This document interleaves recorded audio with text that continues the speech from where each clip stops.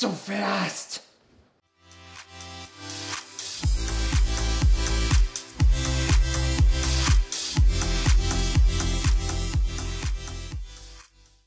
The AOC C3583FQ is one of those monitors that really does come and stand out in overall specs and performance. It's not quite nearly the perfect gaming monitor, but at 35 inches and a 2000 RF curve radius, it's immersive, huge, and lightning fast. At its core, it's a VA panel, so it does have pretty solid color depth with over 16 million colors, all feeding into an ultra-wide 1080p gaming experience. Equally impressive is the 50 million to 1 dynamic contrast ratio. So altogether, this would make a pretty solid gaming monitor, but no. This monster also begs for those high frame rates with DisplayPort enabled adaptive sync and a standard 144 Hz refresh rate that can be overclocked to an even more impressive and lightning fast 160 Hz. But we'll touch on that a little bit later. It's impressively designed, a semi-gloss bezel with silver sides and glossy back. It looks and feels premium. The base has this beautiful brushed finish. It's also very stable. Unless you move the table, there isn't much horizontal movement. That's because the majority of the weight is at the base, providing a really sturdy lower center of gravity. And it's not just a heavy chunk of metal either, it's all the hardware that's powering this monster can be found in that base. And from here you can connect two HDMI ports, two display ports, a DVI and VGA.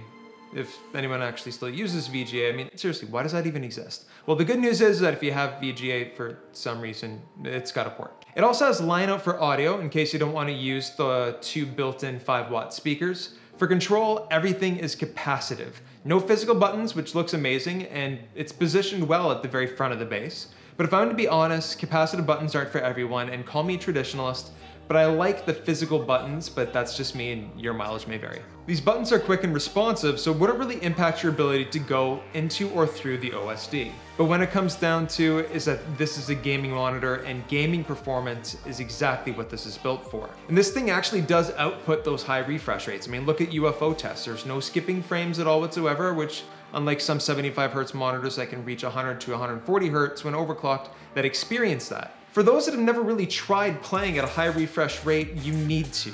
The experience is absolutely incredible. And it's really easy to see why someone could actually get a competitive advantage because everything is just so much quicker.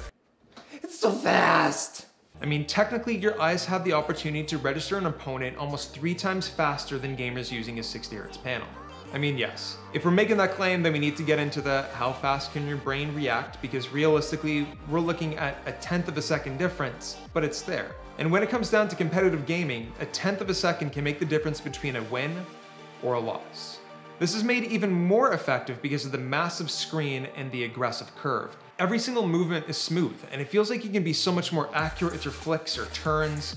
And matched with adaptive sync, you're getting much more immersed into your content as it tailors the refresh rate to the refresh rate on your GPU or the frame rate.